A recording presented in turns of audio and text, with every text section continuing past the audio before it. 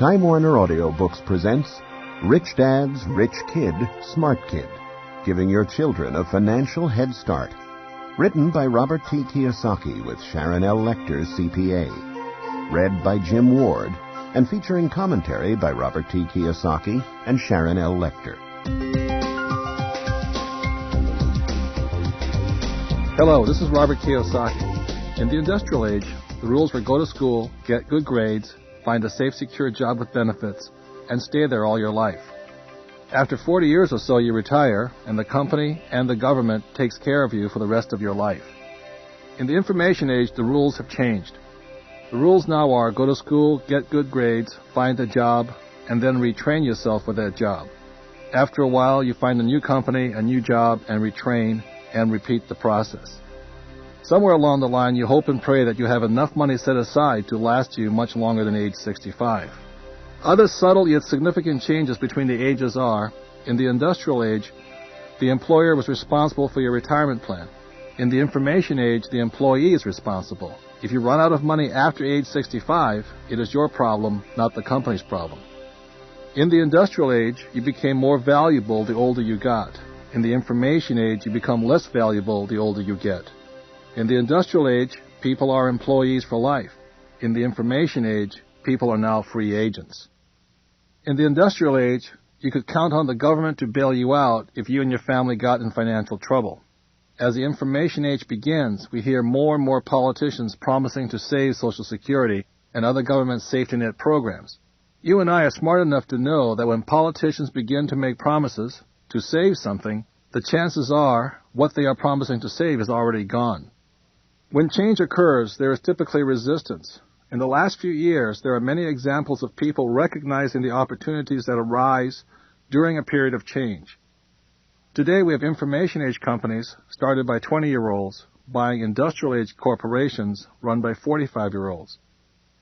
Today, we have 20-year-old self-made billionaires who have never had a job, and at the same time, we have 45-year-olds who are starting over, retraining for a new job.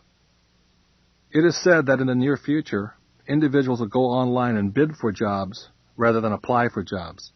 It is said that people who want jobs longer than a year, i.e. greater security, will have to accept less money for that security. Instead of hoping to find a good job with a big company, more and more students are starting their own businesses in their dorm rooms. Harvard University even has a special office that assists students in developing their incubator businesses as a way to help them build the businesses, but more to keep them in school. And at the same time, half of the employees of one of America's largest employers earn so little that they qualify for food stamps. What will happen to these employees when they are too old to work? Was their education adequate? Homeschooling is no longer a fringe form of alternative education. Today, the number of kids being educated at home is increasing by 15% per year. More and more parents realize that their child's early education is as important to a child's development as college is, so they are looking for alternatives. Simply put, the information age will bring economic changes that will dramatically increase the gap between the haves and have-nots. For some people, these changes will be a blessing. For others, these coming changes will be a curse. And for still others, nothing will make much of a difference in their lives. As my rich dad said, there are people who make things happen, there are people who watch things happen, and there are people who say, what happened? Education is more important than ever before because the world is and will be changing faster than we ever expected. So ask yourself, is the education your children are receiving today adequately preparing them for the future they face? Is the school system catering to the special needs of your child? What do parents do if their child dislikes school or is doing poorly in school? Do good grades ensure lifelong professional and financial success? Does your child even need to go to a traditional brick-and-mortar school in order to receive the education he or she needs? This program is to assist parents in preparing their children for the real world. It is specifically for parents who want to give their child a financial head start in life without costing them a fortune, and who want to ensure their child's natural genius and learning style are protected, and that their child leaves school excited about being a lifelong learner. It was my smart dad, my real father, who often said, a child's most important teachers are his and her parents. Many parents say to their children, go to school and study hard. A good education is important. The problem is many parents who say these words do not continue with their own education or studies. He also said, Children learn by watching more than they do listening. Children are tuned in to watch for discrepancies between words and actions. Children love to catch parents saying one thing and doing something else. My rich dad tended to agree and used to say, "Your actions speak louder than your words." He also said, "If you want to be a good parent, you need to walk your talk."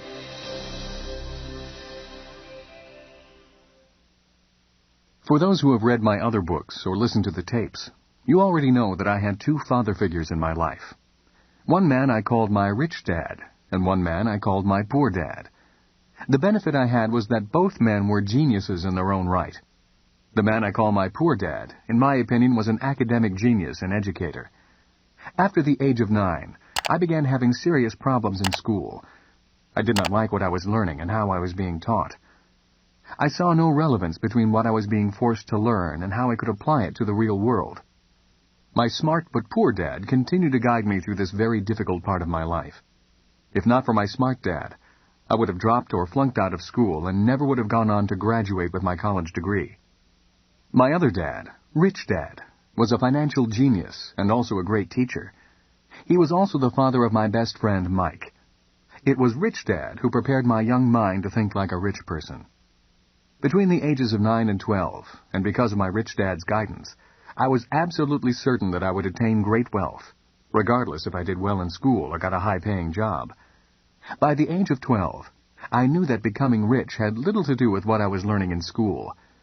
Knowing I was going to be rich, regardless of how I did in school, did create some unique attitude problems for me while I was still in school. But both dads worked to keep my attitude problem in check and guided me to complete my college education. When you look at an overview of the current educational system, it is obvious that the system focuses on two main areas of education. They are scholastic education, the ability to read, to write, and to do arithmetic, and professional education, the education to become a doctor, lawyer, plumber, secretary, or whatever you want to do to earn money once you leave school. America and many Western nations have done an excellent job in making these two fundamental types of education available to their citizens. But in the information age, we need more new education, not more of the same education. Each and every student now needs some of the basic education my rich dad gave me. Financial education. The education required to turn the money you earn from your profession into lifelong wealth and financial security. This program will offer some insights into what that education should include to assist you and your children in the future. My rich dad would say, "My banker has never asked for my report card. All my banker wants to see are my financial statements." The problem is, most people leave school not knowing what a financial statement is. Rich Dad would also say, understanding how financial statements work is essential for anyone wanting to build a life of financial security. And in today's world of less and less job security, it is essential that your child have the skills to ensure a life of financial security. When I was a little boy, my rich dad often said, "Money is an idea." He would go on to say, "Money can be anything you want it to be. If you say, 'I'll never be rich,' then the chances are you'll never be rich. If you say, 'I can't afford it,' then chances are you can't." My smart dad said much the same about education. Is it possible that every child is born with the potential to be rich and smart?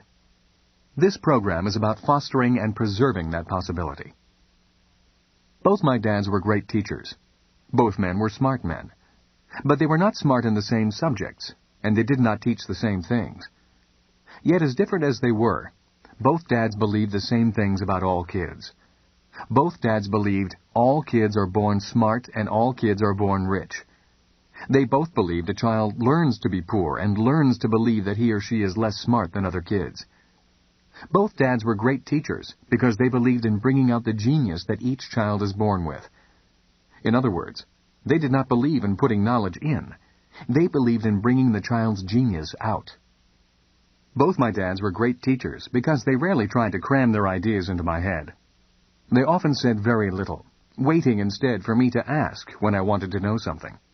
Or they asked me questions, seeking to find out what I knew, rather than simply telling me what they knew. And not to forget the moms. My mom was a great teacher and role model also. She was my teacher for unconditional love, kindness, and the importance of caring for other people. I once heard that boys marry women just like their moms, and I would say that is true for me. My wife Kim is also an extremely kind and loving person. I did not know my best friend Mike's mom very well. Yet the times I was over at their home, Mike's mother was also very kind and attentive to what we were doing.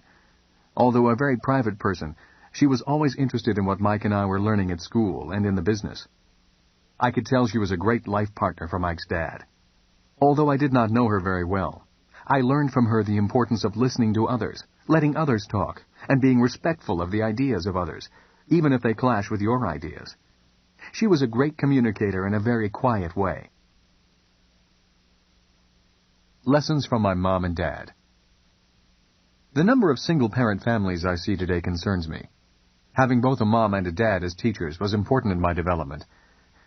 My dad would often say, "True intelligence is knowing what is appropriate rather than what is simply right or wrong." As a 6-year-old boy, I learned from my mom that I needed to be kind and gentle. But when I found myself constantly confronted by bullies at school, I also learned that I could at times be too kind and gentle. I hated being called fatty and Dumbo. Consequently, after talking with my dad, I learned to be strong and to stand up for myself. But there had to be balance. My father told me that many people live in a black and white world, or a right and wrong world. Many say, don't push back, and some say, push back.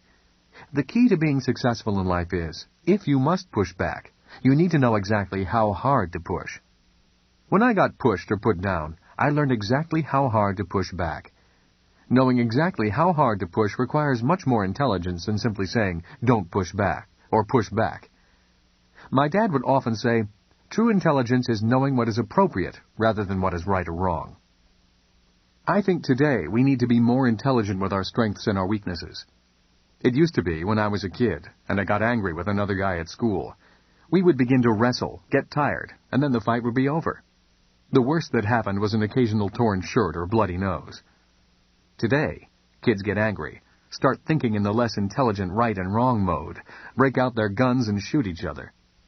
We may be in the information age, and kids may be more worldly than their parents, but we can all learn to be more intelligent with our information and our emotions. We need to learn from both our mothers and fathers. Because of so much more information, we need to be that much more intelligent. Is your child a genius? If there is one thing I've noticed, it is that all parents are astounded by how fast their children learn. Every new parent I've met is sure that their child is the smartest kid in the world, and maybe even a genius. And I tend to agree with them. I think all children are born geniuses. But for many children, something happens to that genius along the way as they grow up. For some children, that genius seems to disappear, gets pushed down, or goes in other directions. Although my wife Kim and I do not have children, newborn babies always fascinate me. I love looking in their eyes. When I look into their eyes, I see a most curious and inquisitive being staring back. It is easy to see that the child is learning in quantum leaps. Everything they can soak in with their eyes is new, is of wonderment, and is being added to their databank unedited, qualified, or without much prejudice. They are soaking in this new experience called life. The job of parents is to foster and maintain that curiosity and love of learning.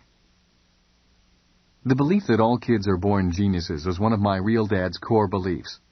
My real dad was an academic genius. He was a voracious reader, a great writer, a brilliant speaker, and a great teacher. He was a top student all through school, often having all A's, and served as a class officer. He graduated from the University of Hawaii way ahead of the rest of his class, and went on to become one of the youngest school principals in Hawaii's history.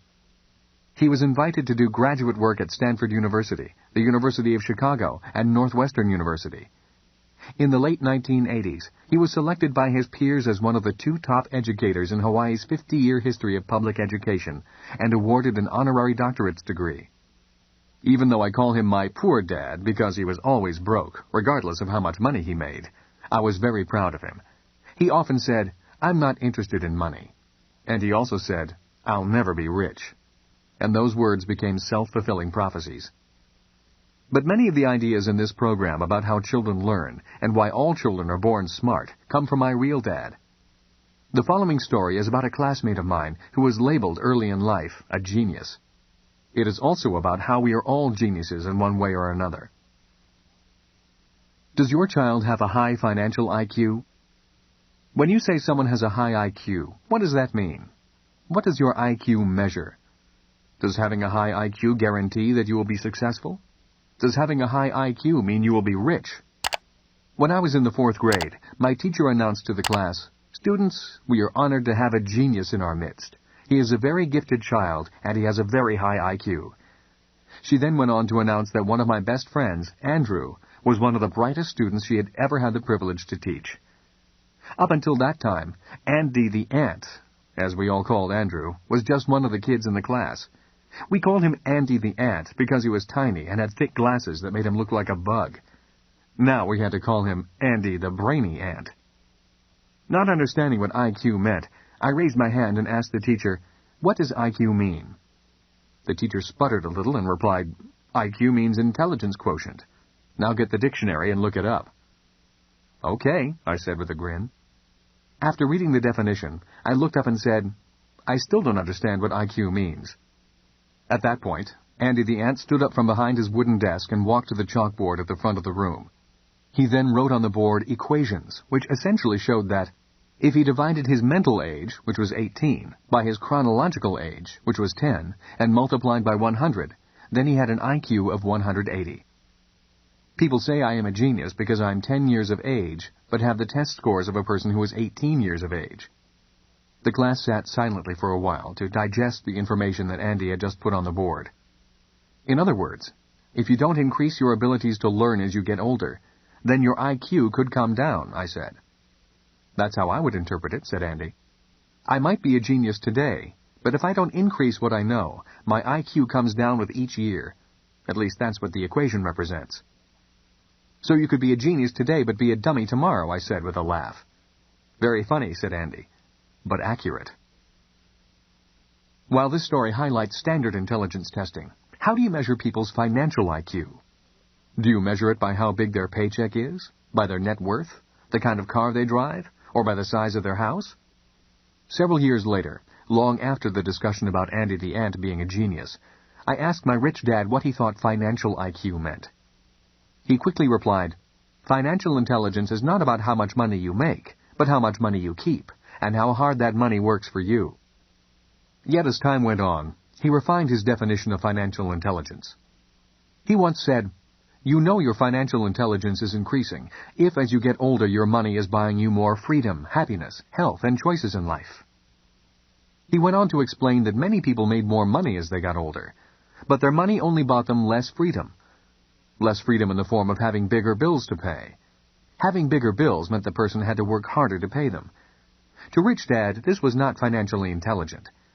He also explained that he saw many people making a lot of money, but their money did not make them happier. To him, that was not financially intelligent.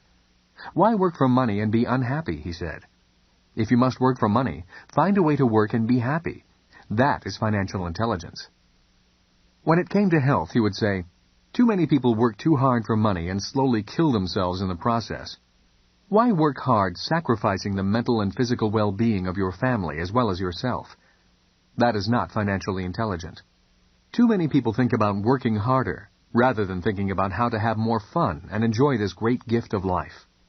My rich dad went on to explain that financial intelligence gave a person more choices in life by saying, "Money is power because more money gives you more choices." And when it came to choices, he would say, "I know the first-class section of an airplane arrives at the same time as the economy section. That is not the issue.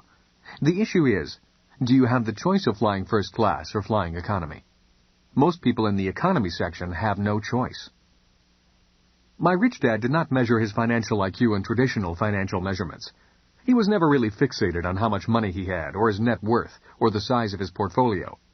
If I were to define what financial intelligence bought him, it would be freedom. He cherished the free time that money bought him.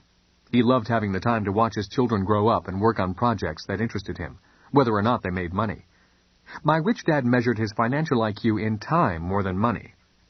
The later years of his life were the most joyous because he spent most of his time giving his money away, rather than trying to conserve and hang on to it. He seemed to have as much fun giving it away as a philanthropist as he did making it as a capitalist. He lived a rich, happy, and generous life. Most importantly, he had a life of boundless freedom, and that is how he measured his financial IQ. One of your responsibilities as a parent is to teach your kids about the financial world. so that they will constantly be ahead of the curve when it comes to financial IQ. What is intelligence? When our teacher announced to the class that Andy the ant was a genius with a high IQ, in essence, she also told us that the rest of us were not. I went home and asked my dad what his definition of intelligence was. His reply was simple. All he said was, "Intelligence is the ability to make finer distinctions." I stood there for a moment not understanding what he had said. Finally, he realized that I did not understand his explanation, so he began to speak in the language of a 10-year-old. "Do you know what the word sports means?" my dad asked. "Sure I do," I said. "I love sports." "Good," he replied. "Is there a difference between football, golf, and surfing?" "Of course there is," I said excitedly. "There are huge differences between those sports." "Good," my father continued in his teacher mode. "Those differences are called distinctions." "You mean distinctions are the same as differences?" I asked. My dad nodded his head. "So the more I can tell the differences between something, then the more intelligent I am?" I asked. "That is correct," my dad answered. "So you have a much higher sports IQ than Andy, but Andy has a much higher academic IQ than you. What this really means is that Andy learns best by reading and you learn best by doing. So Andy has an easier time learning in the classroom, and you have an easier time learning on the athletic field. Andy will learn history and science quickly, and you will learn baseball and football quickly. So I learn by playing games, and Andy learns by reading." My dad nodded his head, and then he said, "Our school system puts great importance upon academic or scholastic intelligence. So when they say someone has a high IQ, they mean a high scholastic or academic IQ. The current IQ test measures primarily a person's verbal IQ, or his or her ability to read and write. So technically a person with a high IQ is someone who learns quickly by reading. It does not measure all of a person's intelligence. So IQ is not a measure of a person's artistic IQ, physical IQ, or even their mathematical intelligence, which are all legitimate intelligences." As I began to understand, I said, "So when my teacher says that Andy is a genius, it means that he is better at learning by reading than I am, and I am better at learning by doing." My dad nodded his head. "You still need to learn to read, but it seems that you will learn faster by doing than reading. In many ways, Andy has a problem, in that he can read but cannot do. In some ways, he may find the real world a harder place to adapt to than you will. He will do well as long as he remains in the world of academics or science. And that is why he has a hard time on the baseball field, or in talking to the rest of the kids. This is why I think it's great that you and your friends allow him to be on your sports teams. You are teaching him things that a school book could never teach him. Subjects and skills that are very important for success in the real world." "Andy's a great friend," I said, "but he would rather read than play baseball, and I would rather play baseball than read. So it means he is smarter in the classroom because he learns better there. But that does not mean he is smarter than me. His high IQ means he is a genius at learning by reading. So I need to find a way to make more distinctions faster so that I can learn faster, in a way that works best for me." My educator dad smiled. "That's the attitude. Find a way to make distinctions quickly and you will learn quickly. Always remember that nature multiplies by dividing," he said. "Just as a cell increases by splitting, the same is true with intelligence. The moment we split a subject into two, we have increased our intelligence. If we then split the two into two, we get 4, and our intelligence is now multiplying. Multiplying by dividing. That is called quantum learning, not linear learning." I nodded my head, understanding how learning could get faster once I first figured out how I learned best.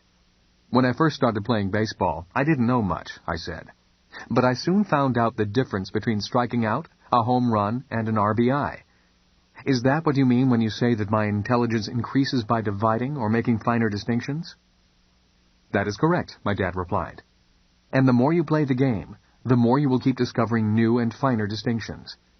Don't you find yourself improving as you learn more?" "Yeah," I said. "When I first started playing baseball, I couldn't even hit the ball. Now I can bunt, drag hit line drives, or go for the fence with a home run. You know that I've hit 3 home runs this year?" I said proudly with a grin.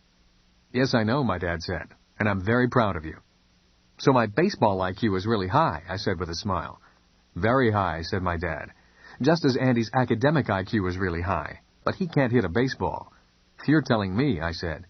"Andy may know the difference between a bunt and a home run, but he couldn't do either one of them if his life depended on it." And that is the problem with judging a person only on their academic IQ, my educator dad said.